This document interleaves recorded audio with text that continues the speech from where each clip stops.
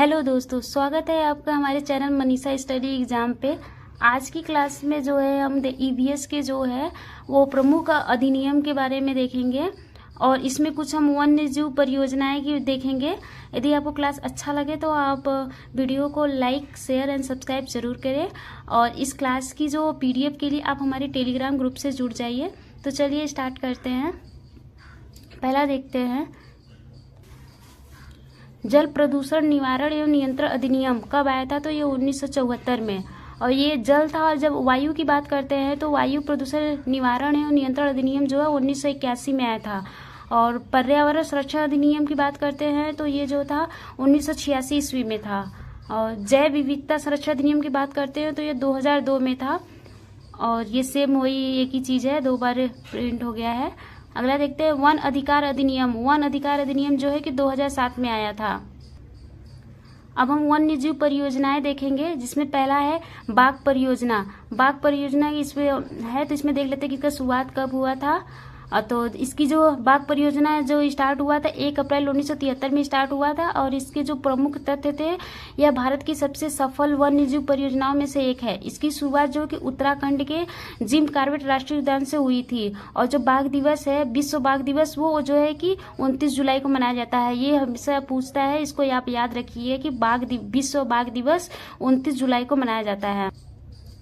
दूसरा देखते हैं, प्रोजेक्ट हंगुल। प्रोजेक्ट हंगुल का बात करते हैं तो इसका शुरुआत जो कि 1970 ईस्वी में हुआ था। और इसमें जो संरक्षित जीव थे वो हंगुल थे, जो कि रेडिया प्रजाति का एक हिरण है। और इसका आवास की बात करते हैं तो यह मुख्य रूप से जम्मू और कश्मीर के दाजिगाम राष्ट्रीय उद्यान में पाया जाता है। अगला, कस्तूरी मृग परियोजना। इसकी जो शुरुआत है 1970 ईस्वी में हुई थी। और सहयोग की बात करते हैं तो यह परियोजना मुख्य रूप से उत्तराखंड में शुरू की गई थी, जिसके लिए अंतर्राष्ट्रीय सहयोग भी लिया गया था। यह जीव केदारनाथ वन्य जीव अभ्यारण्य उत्तराखंड और हिमाचल प्रदेश व सिक्किम के कुछ हिस्सों में पाया जाता है। अगला देखते हैं, गिर शेर परियोजना। इसकी जो शुरुआत है 1972 ईस्वी में हुई थी। और इसका उद्देश्य था एशियाई शेरों के संरक्षण के लिए था। और जो आवास की बात करते हैं तो यह परियोजना गुजरात के गिर राष्ट्रीय उद्यान में चलाई जा रही है, जो एशियाई शेरों का एकमात्र प्राकृतिक आवास है। अब अगला देखते हैं, गैंडा संरक्षण परियोजना।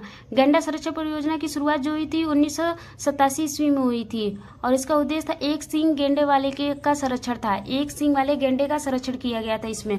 आवास की बात करते हैं तो मुख्य रूप से असम के काजीरंगा और मानस राष्ट्रीय उद्यान, साथ ही पश्चिम बंगाल के जल्दापारा राष्ट्रीय उद्यान में इसका आवास था।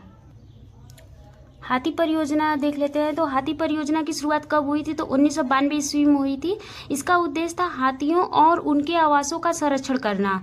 और पहला हाथी रिजर्व जो था, यह परियोजना झारखंड के सिंहभूम जिले में शुरू हुई थी। झारखंड के सिंहभूम जिले से इसका शुरुआत हुआ था पहला हाथी रिजर्व का। और राष्ट्रीय विरासत पशु की बात करते हैं तो राष्ट्रीय विरासत पशु जो थे वो हाथी को 2010 में भारत का राष्ट्रीय विरासत पशु घोषित किया गया था। और हाथी दिवस की बात करते हैं तो हाथी दिवस जो है कि विश्व हाथी दिवस जो है कि ये 12 अगस्त को मनाया जाता है।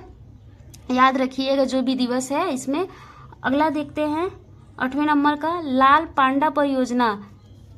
लाल पांडा परियोजना की जो शुरुआत हुई थी 1994 ईस्वी में हुई थी। और इसकी आवास की बात करते हैं तो लाल पांडा पूर्वी हिमालय में 1500 से लेके 4000 मीटर की ऊंचाई पर पाया जाता है। इसकी स्थिति की बात करते हैं तो स्थिति में IUCN द्वारा इसे लुप्तप्राय घोषित किया गया है। और अगला देखते हैं, गिद्ध संरक्षण परियोजना। गिद्ध संरक्षण परियोजना की जो शुरुआत हुई थी वो हुई थी 2006 ईस्वी में हुई थी। उद्देश्य की बात करते हैं तो गिद्धों की घटती संख्या को रोकना, जो अक्सर पशुओं को दी जाने वाली दर्द निवारक दवा डाइक्लोरोफेनाक के सेवन से मर जाते थे। इसके महत्व की बात करते हैं तो गिद्धों को पर्यावरण का सफाई कर्मी कहा जाता है। ये याद रखिएगा कि पर्यावरण का सफाई कर्मी किसे कहा जाता है, तो ये गिद्धों को कहा जाता है।